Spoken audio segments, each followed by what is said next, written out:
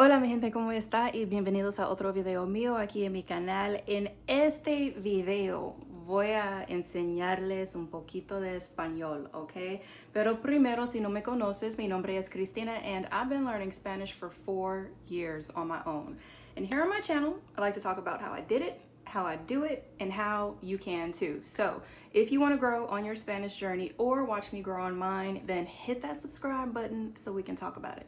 So today I'm going to be teaching you guys some Spanish, or I guess I'm going to be attempting to teach you guys some Spanish. Now, this is something that I think is a little advanced, but because I have personally struggled with this and I feel I finally gotten it, I was so excited to come here and help make it make sense for you too, because I'm sure you've had this problem, okay?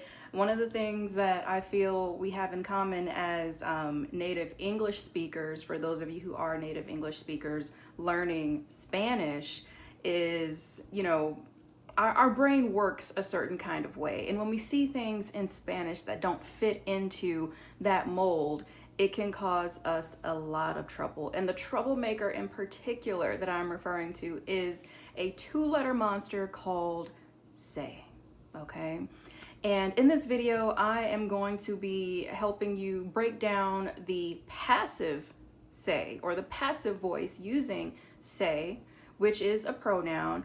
And this is coming straight out of a book that I am currently using. If you want to know what that is, I encourage you to go watch the video link somewhere up here where I share how I learn Spanish on a regular basis, because I am pulling this straight from that book.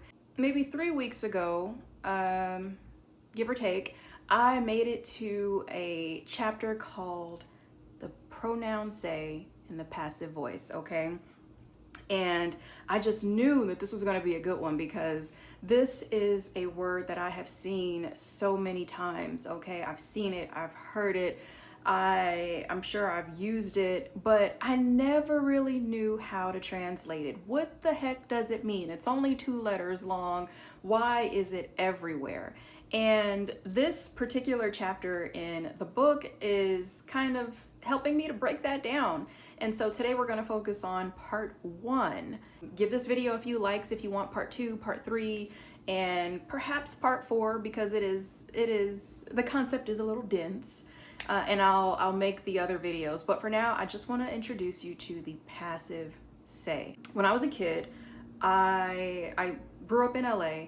There was a super popular radio station. There was a guy named Big Boy who was the radio host. And at the end of the show, he would always be like, oh yeah, you can call this number, blah, blah, blah, blah, blah, blah, blah, blah. And then in the end, he would say, se habla español. And it much deeper voice, by the way. But it was the coolest thing to me, because I would always remember hearing that and thinking, oh, I speak Spanish. I know what he said. It means sí hablo español. He said it wrong. It's sí hablo español. So yeah, I speak Spanish. And I thought, oh, how cool. He speaks Spanish. But I'm rambling. The point I'm trying to make is se habla español is the passive voice, okay? And this is the same phrase that we see in, the doors of businesses and malls and billboards and restaurants, por todos lados, okay? Se habla español. And no, it doesn't mean we speak Spanish or even I speak Spanish. Se habla español means Spanish is spoken, okay? Because the thing about the passive voice is it has nothing to do with who is doing the action. The verb here is hablar, which means to speak. Typically, when we first learn Spanish, we learn about subject pronouns, yo, tú, él, ella, usted, nosotros, nosotros, ellos, ellas, ustedes, o vosotros, if you speak Spanish. But the passive say doesn't care about who is doing the action. It doesn't care about who is speaking Spanish. The passive say emphasizes only that an action is being done, that Spanish is spoken, okay? So with that in mind, how would you kind of put this together, right? How can you put this together, make it make sense, apply it to other words and phrases? Te digo.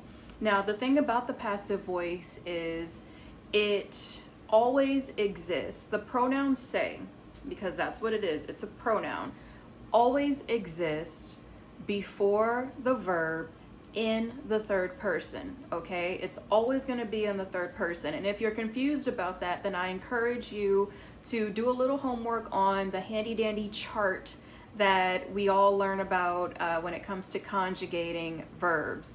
The third person is the third most lowest row, okay, where you have the él, ella, usted, ellos, ellas, ustedes forms, okay? Now it can be a third person plural or it can be a third person singular, but it will always be third person when you're using the passive say. Por ejemplo, using the same example, se habla español. The hablar, the verb hablar, okay, is in the third person. It is third person singular because Spanish is singular. Now, if I were to say that French and Spanish, or mejor, Italiano, I like French, you know, je parle français aussi, but we'll use Italiano porque es un poquito más fácil de pronunciar. If I wanted to say that Spanish and Italian are spoken, I would say se hablan con N, se hablan español y italiano, which means Spanish and Italian are spoken. And don't worry if it's too much to grasp. You might need to just watch the video 1 or 2 times for it to sink in, and I'll have some examples at the end of the video to really tie this all together. But what I want you to take away is that when you use the passive say, you always have your pronoun say plus the verb in the third person. Now, whether it is third person singular or third person plural depends on the nouns that follow, okay? Is it just one thing that comes after the verb, or is it 2 things or 3 things or a whole series of things? Because in that case, 2 or more, you're always going to use the third person plural form of a verb. Now, I'll give you another example. Let's say se sirven desayuno y almuerzo. Se sirven desayuno y almuerzo. The verb is servir, okay? It is conjugated in the third person plural, sirven, okay? And that is because I'm saying that breakfast and lunch, okay, 2 things, are served. Se sirven desayuno y almuerzo. I am not exactly sure if the articles go there or not, no sé, but we didn't say se habla el español, así que no voy a decir se sirven el desayuno y el almuerzo, okay? But if I'm wrong, correct me if I'm wrong, all right? Now, with that in mind, we're going to move on to kind of the last little concept of the pasiva refleja, all right? And that is that there are 2 formations of the passive say, okay? It is not always going to show up as say plus verb plus noun. It's not always going to present that way, all right? Sometimes, it's not as common, but sometimes it is going to present, the passive voice is going to present as a conjugated verb of ser in the third person, of course, plus a past participle, okay? Por ejemplo, well, actually, let's just pull it straight from the book.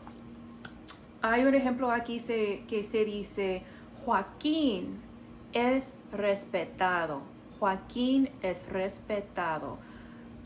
Joaquín is respected, all right?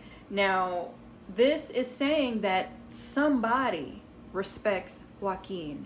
We don't know who, it's not mentioned. We're not saying John respects Joaquín, okay? That would be something like Juan respeta a Joaquín. But that is a completely different grammatical structure, all right? We are saying that Joaquin is respected. And so with that in mind, using ser plus the past participle, it is Joaquín es respetado. Now, this is a little bit easier on the ears for an English speaker because it's almost a word for word. It is a word for word translation.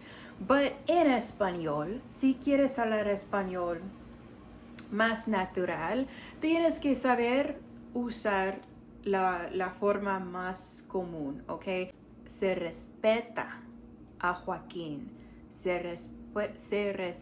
Oh, ahora no puedo hablar. Mi lengua no quiere funcionar así. Se respeta a Joaquín. So se respeta is the passive voice. A Joaquín. Same exact meaning, okay? Just a different formation. And I know a lot of you might be thinking, oh my God, come on. Why do you have to say it two different ways if it means the same thing? No sé, okay? No sé. No tengo la respuesta. Solo puedo decirte que es porque es español, all right? But that wraps up the passive voice part one, okay? We're gonna wrap up with a few examples, and if you have any questions, feel free to let me know in the comments below. Adios. All right, you guys, courtesy reminder, if the noun is plural, then the conjugated verb is gonna be plural. If it's singular, the conjugated verb is gonna be singular. So look for the verb and then conjugate. Here are the two ways you can say it. Se venden diamantes o diamantes son vendidos. No se permite fumar o no es permitido fumar. But they both mean the same. Here is our next example. English is spoken, video games, hint, are played. So figure out if it's singular or plural and then find the verb and conjugate. And you can use either ser plus the past participle or the se.